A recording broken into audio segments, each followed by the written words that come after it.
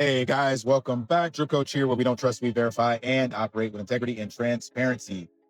Today's clip, I believe her name is Sophie. We got a clip from Sophie from Simply Bitcoin, and it's just echoing the same thing that I've been saying or been trying to say. And I guess I'm probably just biased finding other content to co-sign that or say it in a different way. But the cycles have changed, or the cycles are broken, or we never really understood the cycles to begin with.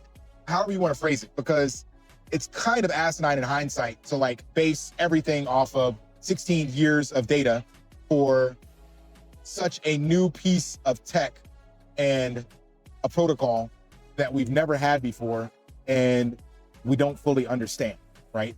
So this clip is going to be kind of a framework for what the new quote unquote cycle could look like. I may not even want to use those words anymore because it implies this 4-year thing. And then like even Raoul Pal mentioned that the 4-year cycle was tied to debt refinancing. He's the only person I've heard say this. And then literally this last debt refinancing cycle, they kicked it out to 5 years.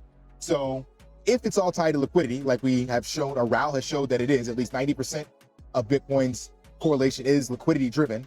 And if liquidity is riding on the coattails or on the back of debt, and the debt refinance cycle has now been globally pushed out to 5 years, at least for now, they can revisit it come next year, then we have to say the cycle is broken because at a minimum, it's now a 5-year cycle based on debt and based on liquidity. That's not in this video, but that just gives you guys some background, because not a lot of people are saying that. And I don't have enough viewers to make an impact, but hopefully you guys watching the content, you will not subscribe to this 4-cycle narrative because you're doing your own research, much like myself. And it's a buying opportunity, in my opinion. Remember earlier when I brought up M2? M2 tracks the amount of dollars in circulation. Look at the correlation here between that and Bitcoin. Every time it spikes, Bitcoin does too, because this isn't a supply cycle anymore. It's a liquidity cycle. In this post, Jesse Myers says, the money printer hasn't run this hot since COVID. And the legend, Larry Lepard, reposted it with a quote tweet saying 12% annual. All right, I had to refresh my internet connection. I saw that this was fuzzy. Let's go ahead and pick it up here.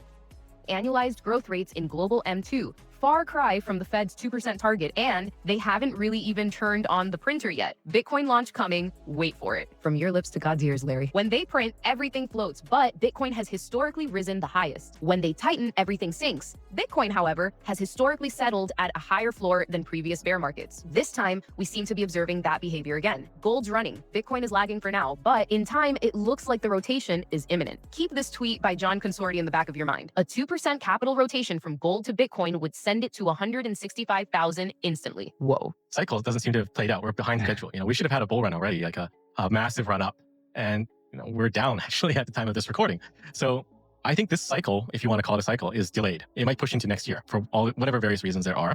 But I think the nation state adoption is coming. We're pushing on a lot of fronts. Other companies and people are pushing too. There are concrete examples of what Bitcoin can do to benefit a country out there right now.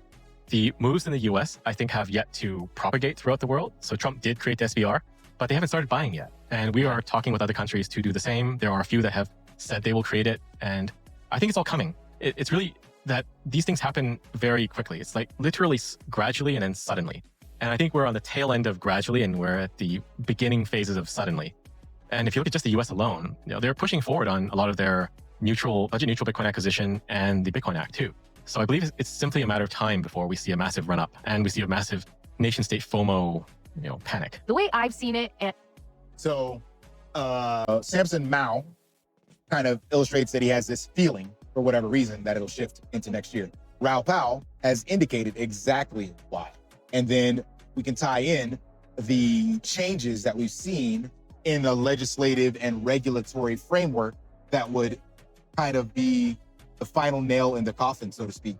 So again, if you want to try to time the market and play cycles and maybe you're dabbling in alts and that's why you need this information, be my guest. You're more likely to get wrecked. But if you stay humble, stack sats, it doesn't matter if it's 4 years or 5 years.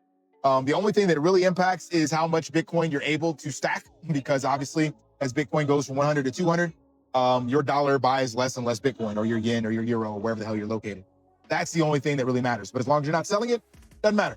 And I would say for someone similar to what I'm doing, where you're never selling your Bitcoin and you're taking a loan out, I would say the big important piece for that is do not over leverage. Make sure you always have collateral available to top up, because there will be corrections.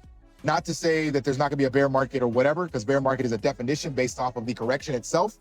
But for example, if right now you have a $10,000 loan because you posted $20,000 of collateral and Bitcoin is sitting at 100K, if it goes to 200K, you could obviously take out another 10K, I believe, if my math is right.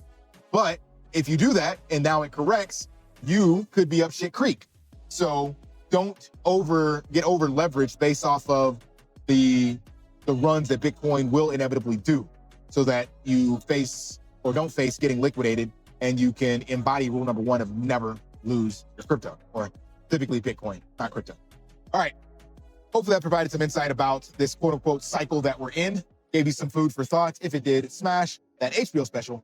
Help a brother out. Like, subscribe, comment down below. And until next time, lift daily and achieve your impossible.